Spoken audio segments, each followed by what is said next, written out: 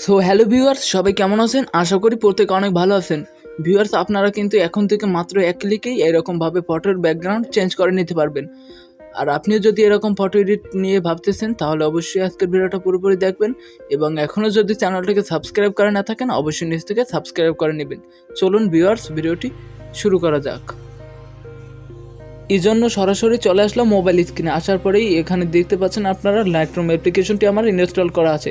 আপনারা চাইলে Google play স্টোরে কিংবা ভিডিও ডিসক্রিপশন বক্সে লিঙ্ক দেওয়া আছে, ওখান থেকে ডাউনলোড করে নিতে পারেন। এখান থেকে আমরা অ্যাপ্লিকেশনটিতে টাচ করে ওপেন করে নিলাম।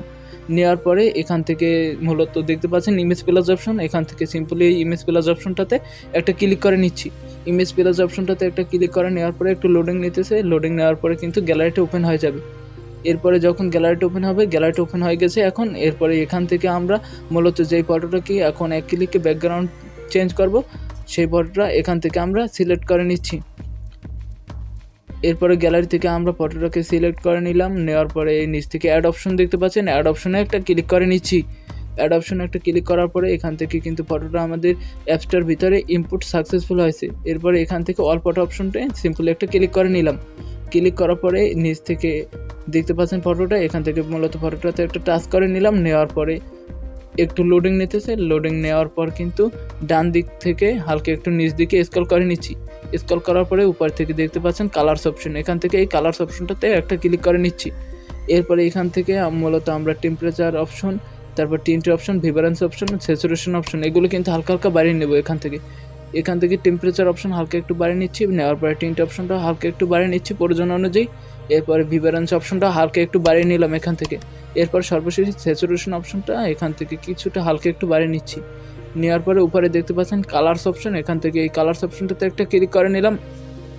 এরপরে এখান থেকে মূলত এই স্যাচুরেশন অপশনটা হালকা একটু বাড়িয়ে নিচ্ছি। নেওয়ার পরে লিউমেন্স অপশন হালকা একটু বাড়িয়ে নিচ্ছি। এরপরে দ্বিতীয় কালারটাতে সিলেক্ট করে নিলাম। নেওয়ার পরে এখান থেকে মূলত এই স্যাচুরেশনটা হালকা একটু বাড়িয়ে নিচ্ছি। নেওয়ার পরে লিউমেন্স অপশনটাও এখান থেকে হালকা একটু বাড়িয়ে নিচ্ছি। এরপরে তৃতীয় অপশনটা দেখতে পাচ্ছেন, তৃতীয় কালারটা, এখান থেকে মূলত এই তৃতীয় কালারটাতে সিলেক্ট করে নিলাম, মানে টাচ করে নিলাম। নেওয়ার পরে এখান থেকেও স্যাচুরেশনটা হালকা একটু বাড়িয়ে নিচ্ছি, প্রয়োজন অনুযায়ী আপনারা বাড়িয়ে নেবেন। এখান থেকে এরপর লিউমেন্স অপশনটা হালকা একটু বাড়িয়ে নিলাম। নেওয়ার পরে উপর থেকে ডান অপশন দেখতে পাচ্ছেন, এখান থেকে এই ডান অপশনে একটা ক্লিক করে নিচ্ছি।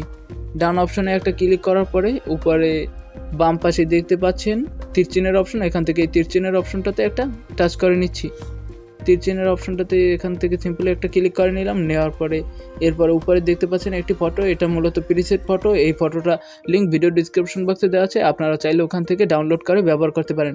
এরপর ফটোটাতে একটা টাচ করে নিলাম। নেওয়ার পরে উপর থেকে দেখতে পাচ্ছেন 3 ডট লাইন। এখান থেকে মূলত এই 3 ডট লাইনে একটা ক্লিক করে নিতে হবে। উপর থেকে 3 ডট লাইনে একটা ক্লিক করে নিচ্ছি। নেওয়ার পরে নিচ থেকে হালকা একটু স্ক্রল করে নিচ্ছি। এরপরে এখানে দেখতে পাচ্ছেন কপি সেটিংস। এখান থেকে এই কপি সেটিংস অপশনটাতে একটা ক্লিক করে এখান থেকে এই সেটিংগুলো কপি করে নিলাম। এরপরে এখান থেকে যেরকম আছে সেই রকম রাখলাম। রাখার পরে উপর থেকে টিকমার্ক অপশনে একটা ক্লিক করে নিলাম। এরপরে বাম পাশে দেখতে পাচ্ছেন তীরচিহ্নের অপশন, তীরচিহ্নের অপশনে একটা ক্লিক করলাম। করার পরে আমরা এইমাত্র যে ফটোটা এডিট করলাম সেই ফটোটাতে একটা টাচ করে নিচ্ছি। এখান থেকে সেই ফটোটার উপরে একটা টাচ করে নিলাম। নেওয়ার পরে একটু লোডিং নিতেছেন। নেওয়ার পরে উপরে দেখতে পাচ্ছেন 3 ডট লাইন। এখান থেকে এই 3 ডট লাইনে সিম্পলি একটা ক্লিক করে নিচ্ছি। ক্লিক করার পরে হালকা একটু নিচ দিকে স্ক্রল করে নিচ্ছি। নেওয়ার পরে এখানে দেখতে পাচ্ছেন পেস্ট সেটিং অপশন। এখান থেকে মূলত এই পেস্ট সেটিংস অপশনটাতে একটা ক্লিক করে নিচ্ছি।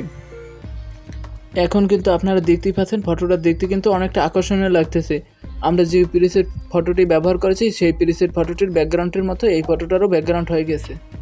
এরপর এখান থেকে মূলত আমরা ফটোটাকে গ্যালারিতে সেভ করবো, এই জন্য উপরে দেখতে পাচ্ছেন শেয়ার অপশন। এখান থেকে শেয়ার অপশনে সিম্পল একটা ক্লিক করে নিলাম। এরপর এখান থেকে সেভ টু ডিভাইস অপশনে ক্লিক করে ফটোটা আমরা গ্যালারিতে সেভ করে নিচ্ছি। আজকের ভিডিওটা আপনাদের কাছে কেমন লেগেছে অবশ্যই কমেন্ট করে জানাতে পারেন। আর যদি ভিডিওটা ভালো লেগে থাকে অবশ্যই ভিডিওটাতে একটি লাইক দিতে পারেন। আর এখনও যদি চ্যানেলটিকে সাবস্ক্রাইব করে না থাকেন অবশ্যই নিচ থেকে সাবস্ক্রাইব করে পাশে থাকা বেল আইকনে ক্লিক করে অল প্রেস করে দিবেন।